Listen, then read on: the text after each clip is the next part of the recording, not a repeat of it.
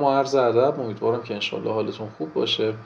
بچه‌ها توی این ویدیو میخوام راجع به یک چالش خیلی اساسی و مهم صحبت کنم که اصلا امکان نداره برای معلم پیش نیامده باشه. مثال میزنم، ممکنه حالا یک تایمی ما از قبل مشخص کرده باشیم بخوایم کاربرد در اختیار بچه‌ها بذاریم یا اینکه بخوایم یک آزمونی چیزی بگیریم، اما حالا به هر دلیلی برنامه‌هامون ریخته به همدیگه و فرصت طراحی آزمون یا کاربرد رو از دست دادیم. یا نه، ممکنه حالا توی یک روز سر کلاس شما نشسته باشی، ناگهان تلفنت زنگ بخوره، یک ضرورت و یک کاری برات پیش بیاد و مجبور باشی مدرسه رو ترک کنی. حالا معمولا توی جور موقعیت‌ها مدیر یا معاون وقتی بخوان همکاری کنن میگن آقا یه فعالیتی یه چیزی به بچه‌ها بده، بعد بسم الله برو به اون حالا کار ضروری که برات پیش اومده برس. خب حالا توی این موقعیت‌ها من چه کاری میتونم انجام بدم؟ اگه بخوام یه فعالیت الک پلکی به بچه‌ها بگم، یه کار بیخود و بی اساس بگم، حالا خیلی جالب در نمیاد.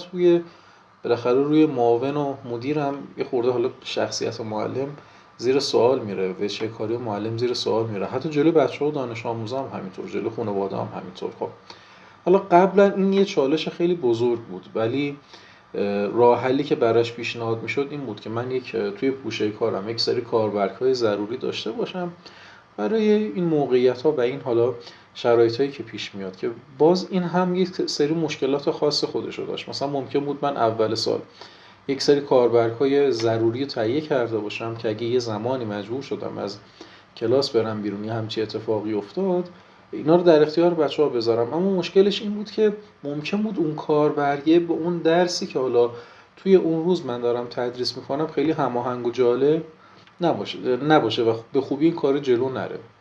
اما الان با توجه به اینکه حالا هوش مصنوعی خیلی قوی‌تری اومده و اکثریت هم دیگه ماشاءالله از زبان فارسی به خوبی دارن پشتیبانی میکنن، کار خیلی راحت تر میشه.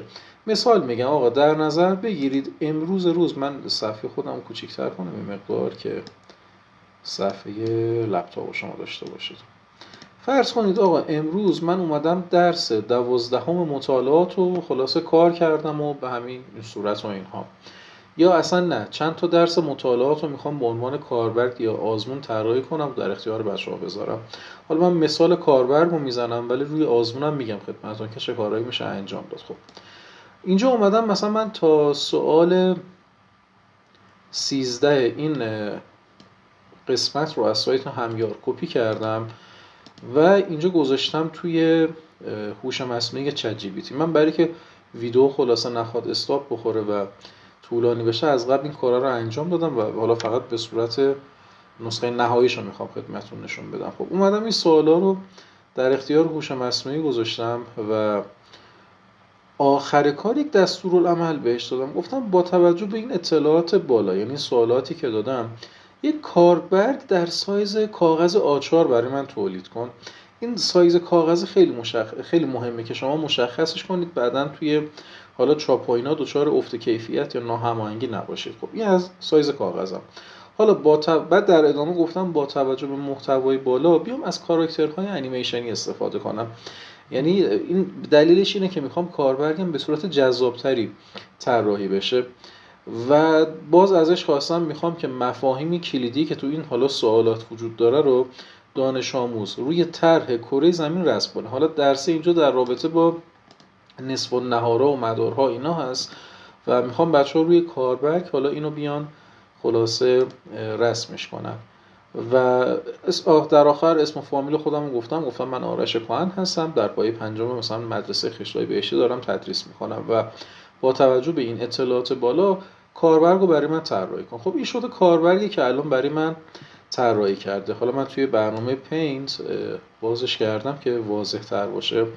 ببینید بسم الله رو گذاشته برای من توی دستورالعمل ازش خواستم و این هم حالا یک به یک حالا فعالیت ها و مواردی هست که اومده اینجا برای من طراحی کرده و گذاشته. میبینید که از کاراکترهای خیلی قشنگی استفاده کرده، چه کادبندی زیبایی خودش درست کرده و الی آخر. این در صورتیه که اگه من خودم شخصا میخواستم توی خونه پای سیستم اینو طراحی کنم حداقل 2-3 ساعت از من زمان میگرفت. اما خب با این هوش مصنوعی توی 5 دقیقه انجام شد. حالا نکته مهمی که اینجا وجود داره این هست که شما هر چقدر توی این دستورالعملی که اینجا دارید برای هوش مصنوعی می‌نویسید هر چقدر به جزئیات بیشتری اشاره کنید، خب این کاربرگ خروجی بهتری از آب در میاد.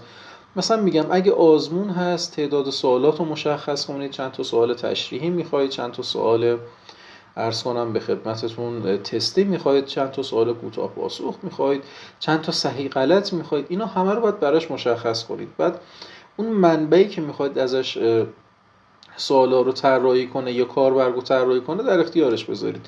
مثلا اینجا من 14 تا سوال بهش دادم، میگم با توجه به این 14 تا سوال برای من این کاربرگر رو طراحی کن. خب اینم الان همونجور که مشاهده میکنید با توجه به این چیزی که بهش گفتم کاربرگر رو طراحی کرده. یا نکته مهم بعدی که وجود داره عرض کنم به خدمتتون که توی حالا طراحی سوال‌ها یا آزمون‌ها اینا، اگر که خب حالا مثلا من معلم ابتدایی هستید حتما بهش بگید که این کاربرد باید بر اساس ارزشیابی و توصیفی طراحی بشه. اگر که حالا معلم حالا متوسط اول یا متوسط دو هستید، توی طراحی آزمونتون توی طراحی حالا سوالات بارونبندی ها رو بهش بگید که به چه صورت هست. این حالا هر چقدر به جزئیات بیشتر توجه و تاکید کنید، خب این کارتون یه کار با کیفیت تر و خیلی قشنگتری از آب در میاد. امیدوارم که این ویدیو براتون مفید بوده باشه و تونسته باشم اطلاعات خوبی رو در اختیارتون گذاشته باشم. و خواهشی هم که ازتون دارم، حالا اگر از طریق یوتیوب دارید این ویدیو رو میبینید توی قسمت کامنت ها حالا حتما اظهار نظرهای خودتون رو داشته باشید. من خیلی خوشحال میشم، خیلی دوست دارم و این برام زیباست که بتونم از تجربیات بقیه همکارای خودم هم استفاده کنم. امیدوارم که در پناه خدا سالم و سلامت باشید. یا علی.